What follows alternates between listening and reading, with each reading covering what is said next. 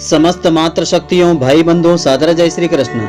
सफला एकादशी का व्रत श्रद्धा पूर्वक करने से और इसकी व्रत कथा श्रवण करने से जीवन में अपार सफलता मिलती है, सभी पापों का नाश हो जाता है। भगवान श्री हरि की कृपा से सभी मनोकामनाएं पूर्ण होती है। तो मित्रों, आज आपको हम बताएंगे इस वर्ष 2022 में सफला एकादशी का व्रत कब रखा जाएगा और यह व्रत आपको किस प्रकार से करना चाहिए। तो मित्रों, आप सभी का बहुत बहुत स्वागत है आपके अपने ही चैनल एस्ट्रो गुरुजी में। यदि आपने अभी तक हमारे चैनल को सब्सक्राइब यदि नहीं किया हो तो अभी सब्सक्राइब कर लें और बेल आइकन को अवश्य दबाएं, जिससे हमारे अगले आने वाले नए वीडियो की नोटिफिकेशन सबसे पहले आपके पास पहुंचे। आप नित्य नई नई ज्ञानवर्धक जानकारियां व नित्य का राशिफल हमारे चैनल से प्राप्त करते रहें। तो भगवान विष्णु जी की कृपा और पुण्यों का संचय करने के लिए एकादशी का व्रत किया जाता है। व्रत और उपवास में अंतर होता है। किसी भी व्रत में प्रचलित परंपरा के अनुसार सागार फलाहार आदि लिए जाते हैं, परंतु उपवास अधिकतर निराहार किया जाता है। तो त्रिस्पर्शा पक्षवर्धिनी एकादशी अधिक महत्वपूर्ण और फलों को देने वाली मानी गई है। इसी प्रकार 10वीं तिथि को दिन में या रात में एकादशी हो तो द्वादशी युक्त एकादशी का व्रत करना सबसे उत्तम माना गया है। भगवान महादेव ने पक्षवर्धिनी एकादशी का महत्व नारद जी को बताया था कि यदि अमावस्या या पूर्णिमा तिथि 8 दंड की रहे, दिन रात अविकल रूप से रहे तथा दूसरे दिन प्रतिपदा में कुछ अंश उसके चले जाएं, तो उस पक्ष की एकादशी पक्षवर्धिनी एकादशी मानी जाती है। इस एकादशी का व्रत अधिक पुण्यदायी और फलों को देने वाला होता है। जो श्रद्धालु स्त्री पुरुष पक्षवर्धिनी एकादशी का महात्म सुनते हैं या पढ़ते हैं, वे उस पुण्य के भागी होते हैं। इस पक्षवर्धिनी एकादशी के समान ही त्रिस्पर्शा एकादशी का व्रत का वर्णन मिलता है। यदि किसी एक तिथि के दिन एकादशी और द्वादशी तिथि भी हो तथा रात्रि के अंतिम प्रहर में त्रयोदशी तिथि आ जाए तो ऐसी एकादशी त्रिस्पर्शा एकादशी कहलाती है। इसका व्रत करने से अनंत गुना फलों की प्राप्ति होती है। शास्त्रकारों ने व्रत का स्तर अलग अलग बताया है। आप अपनी श्रद्धा और भक्ति के अनुसार जो संभव हो कर सकते हैं। पहला बताया है निर्जल व्रत, दूसरा उपवास व्रत, तीसरा केवल एक बार अन्न रहित दुग्ध आदि पेय पदार्थों को ग्रहण करना होता है, चौथा है नक्त व्रत, दिन भर उपवास रख करके रात्रि में फलाहार करना, पांचवा एक भुक्त व्रत, किसी भी एक समय फलाहार करना, और अशक्त वृद्ध बालक और रोगी को जो व्रत न कर सकें यथासंभव अन्न आहार का परित्याग तो एकादशी के दिन कर ही देना चाहिए। वर्तमान समय में सांसारिक मनुष्य की स्वाभाविक प्रवृत्ति भोग विलास आनंदपूर्ण जीवन की ओर अधिक रहती है, अतः इस मनोवृत्ति को सीमित करते हुए सत्कर्म में ईश्वर आराधना में नियमित संलग्न रहना भी व्रतों का ध्येय होता है। आप अपनी लगन परिश्रम और ईमानदारी से दैनिक कार्यों को धर्म और कर्तव्य परायणता से करते रहें तो मन वचन और कर्म से मन में भगवान को साक्षी मान करके अच्छे कर्म करना एकादशी के धार्मिक व्रतों के उद्देश्य में अंतर्निहित है। इसी से सामाजिक मान सम्मान प्रतिष्ठा मिलती है और संपन्नता में वृद्धि होती है। तो एकादशी व्रत का विधान इस प्रकार से है। एकादशी को प्रातः काल पवित्रता के लिए स्नान किया जाता है, फिर संकल्प की विधि के अनुसार आगे कर्म करना चाहिए। दोपहर को संकल्प की विधि के अनुसार स्नान करने से पहले अपने बदन पर मिट्टी का लेप करें और इस प्रकार से प्रार्थना करें कि हे वसुंधरे, तुम्हारे ऊपर अश्व रथ आदि चला करते हैं। भगवान विष्णु जी ने भी वामन अवतार धारण करके तुम्हें अपने पैरों से नापा था, तो मैंने पूर्व काल में जो भी पाप कर्म किए हैं मेरे उन पापों को दूर करने की आप कृपा करें। इस प्रकार मृतिका से यानी मिट्टी से आप प्रार्थना करें। तो शास्त्रों के अनुसार 10वीं की शाम से द्वादशी को दोपहर तक निराहार रहने और एकादशी की रात्रि में जागरण करने पर सभी एकादशियों के व्रत का पूरा फल मिलता है।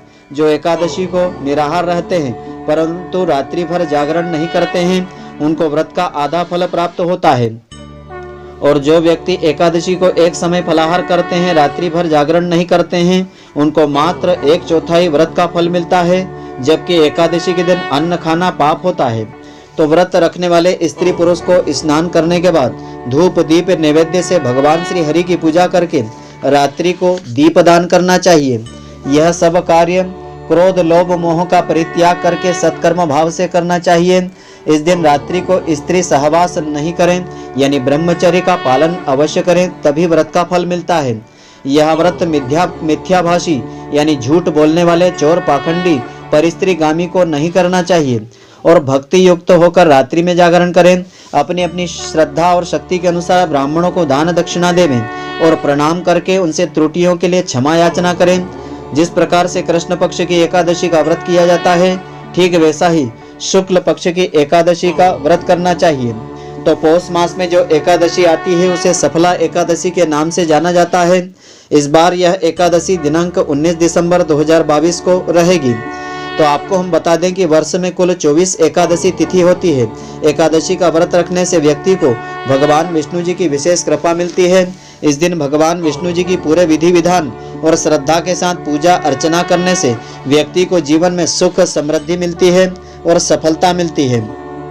तो सफला एकादशी पंचांग के अनुसार पौष माह के कृष्ण पक्ष की एकादशी तिथि यानी 19 दिसंबर 2022 को सुबह 3:33 एकादशी तिथि लग जाएगी और यह मंगलवार 20 तारीख को प्रातःकाल 2:33 पर समाप्त होगी।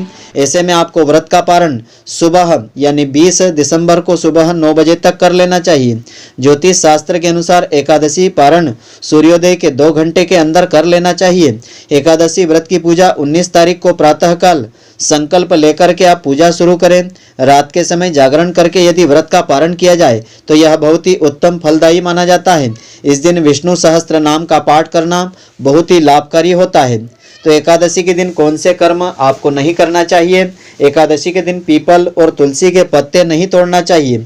गलती से भी इस दिन चींटियों या छोटे छोटे जीवों को नुकसान नहीं पहुंचाना चाहिए। झूठ नहीं बोलना चाहिए। कहा जाता है कि इस दिन यदि कोई गेंदा का फूल लगाता है तो ऐसा करने से बहुत ही शुभ रहता है। गेंदे का फूल उत्तर दिशा में लगाना चाहिए। ऐसी मान्यता है कि गेंदे का फूल भगवान विष्णु जी को प्रिय है। इस एकादशी का व्रत रखने से व्यक्ति को जीवन में अपार सफलता मिलने लगती है। मान्यता ऐसी है कि इस एकादशी का व्रत या जागरण करने से व्यक्ति को इस लोक में यश पाकर के अंत में मोक्ष प्राप्त हो जाता है।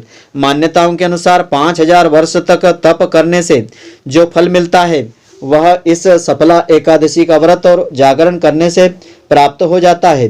तो सफला एकादशी की पूजा विधि इस प्रकार से है। एकादशी के दिन प्रातःकाल और शाम के समय भगवान विष्णु जी की पूजा उपासना की जाती है। इस दिन सुबह जब भगवान विष्णु जी की पूजा करें तो अपने माथे पर सफेद चंदन या गोपी चंदन जरूर लगावें। भगवान विष्णु जी की पूजा उपासना के लिए पंचामृत जरूर बनावें। इसके बाद पंचामृत और कोई भी मौसमी फल अर्पित करें। प्रातःकाल दीपक जला करके इस व्रत का संकल्प लेवें और एकादशी की प्राचीन व्रत कथा को अवश्य श्रवण करें। व्रत कथा को श्रवण करने से इस व्रत का पूरा फल प्राप्त होता है। तो एकादशी की व्रत कथा इस प्रकार से है। सफला एकादशी की कथा के अनुसार श्री कृष्ण भगवान ने कहा, हे युधिष्ठिर, एकादशी व्रत से अधिक तो मैं बड़ी से बड़ी दक्षिणा वालों यज्ञों से भी प्रसन्न नहीं होता हूँ।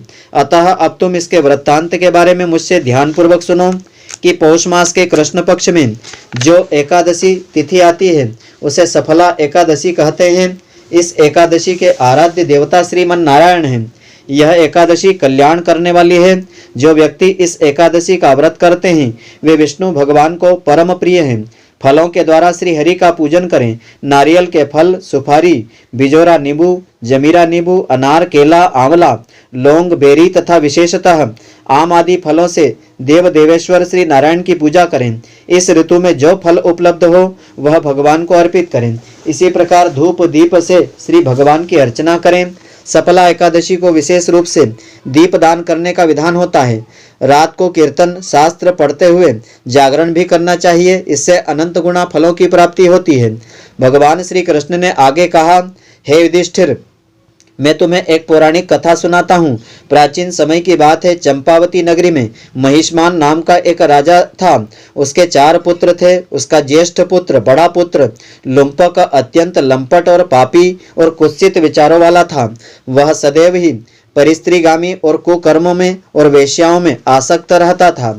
वह हमेशा पिता के धन का अपव्यय करता रहता था। वह ब्राह्मण, सत्पुरुष और वैष्णवों और देवताओं की हमेशा निंदा किया करता था। राज्य में प्रजा को दुखी करता था। उसके कुकर्मों से बहुत दुखी सब हो गए थे। जब लोगों ने राजा से शिकायत की तो राजा को अपने पुत्र के कुकर्मों का पता चला। उसने लुम्पक को अपने राज्य से निकाल दिया। राजा के भय से लुम्पक के समस्त संबंधियों ने उससे नाता तोड़ लिया। हताश लुम्पक चिंतित होकर के विचार करने लगा, अब मैं क्या करूं और कहाँ रहूं, कैसे जीवन यापन करूं, क्योंकि पिता और भाइयों ने उसे त्याग दिया था।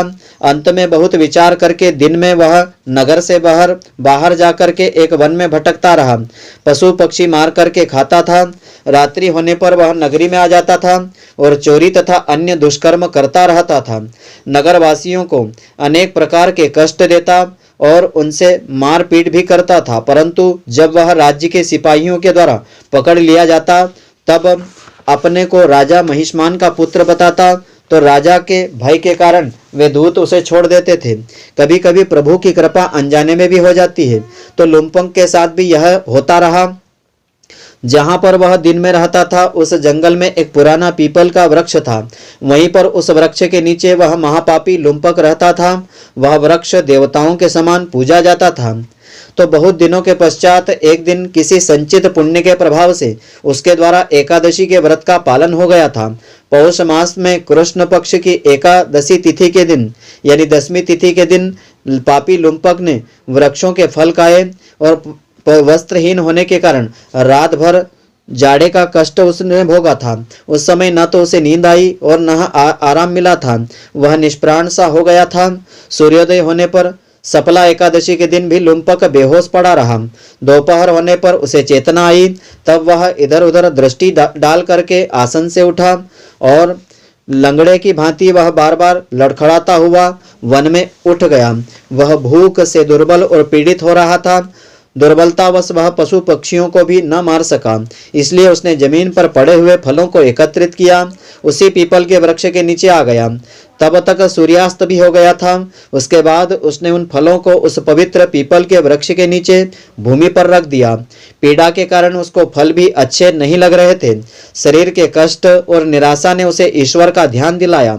वह दुखी मन से बोला कि हे प्रभु, इन फलों से लक्ष्मीपति भगवान विष्णु जी प्रसन्न हो जाएं।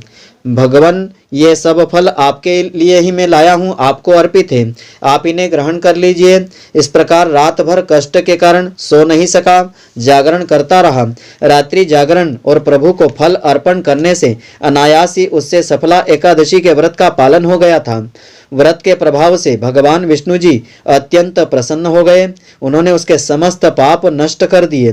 दूसरे दिन प्रातःकाल वहां एक सुंदर घोड़े और वस्त्र आदि से सुसज्जित एक रथ आया और ठीक उसी समय सहसा आकाशवाणी हुई, हे राजपुत्र, प्रभु श्री नारायण की कृपा से तेरे सारे पाप नष्ट हो गए हैं। अब तुम अपने पिताश्री के पास जाकर के अपना राज्य प्राप्त कर लो। लुम्पक अत्यंत प्रसन्न हुआ और बोला कि हे प्रभु, आपकी जयकार हो। यह कह करके उसने प्रभु को बारंबार प्रणाम किया और वरदान स्वीकार किया। धीरे धीरे उसका स्वतः ही दिव्य स्वरूप हो गया। अच्छे अच्छे वस्त्र धारण करने के बाद वह अपने पिता के पास गया। सारा वृत्तांत उन्हें बतलाया। तब चंपावती नरेश राजा महिष्मान ने अपने पुत्र को बड़ी प्रसन्नता से गले लगा लिया। कालांतर में लुम्पक को अपना राज्यभार सौंप करके राजा तप के लिए वन को प्रस्थान कर गया। अब राजा लुम्पक चंपावती नगरी का राज्य पा करके अति प्रसन्न होकर के धर्मानुसार 15 वर्ष तक राजकाज का संचालन करता रहा। भगवान विष्णु जी की कृपा से उसके मनोज्ञ नामक उसके यहाँ पुत्र उत्पन्न हुआ। उसकी पत्नी और पुत्र भी भगवान नारायण की भक्ति करने लगे। वृद्धा अवस्था आने पर नरेश राजा लुम्पक ने अपने पुत्र मनोज्ञ के बड़े होने पर राज्य का मोह त्याग दिया और उस पुत्र को सारा राजपाट सौंप दिया और अपनी पत्नी सहित तपस्या करने के लिए वन में चला गया। अंत समय में वह भी वैकुंठ धाम को प्राप्त हो गया। तो हे युधिष्ठिर, इस प्रकार जो सफला एकादशी का उत्तम व्रत करता है और अपने अपराधों का प्रायश्चित कर लेता है, भगवान प्रसन्न होकर के उसके सभी अपराध क्षमा कर देते हैं। वह इस लोक में सभी सुखों को भोग करके मरने के पश्चात मोक्ष को प्राप्त कर लेता है। तो इस दिन नारायण भगवान का पूजन नींबू और अनार एवं सुपारी से अवश्य करना चाहिए। यह जो कथा है भविष्योत्तर पुराण में वर्णित की गई है। इस व्रत में फलाहार का विधान इस प्रकार से है। इस दिन तिल और गुड़ का सागार लिया जाता है। दूध और दूध से बनी मिठाई इसमें ले सकते हैं। फल और मेवा का भी प्रयोग इस व्रत में आप कर सकते हैं। तो मित्रों, आशा करता हूं कि आपको हमारी यह ज्ञानवर्धक जानकारी पसंद आई होगी। यदि आपको पसंद आई हो तो आप हमारे वीडियो को लाइक व अधिक से अधिक शेयर अवश्य करें, जिससे अधिक से अधिक लोग इसका लाभ प्राप्त करते रहें, इसका पुण्य फल आपको भी मिलता रहे। धन्यवाद। जय श्री कृष्ण मित्रों। फिर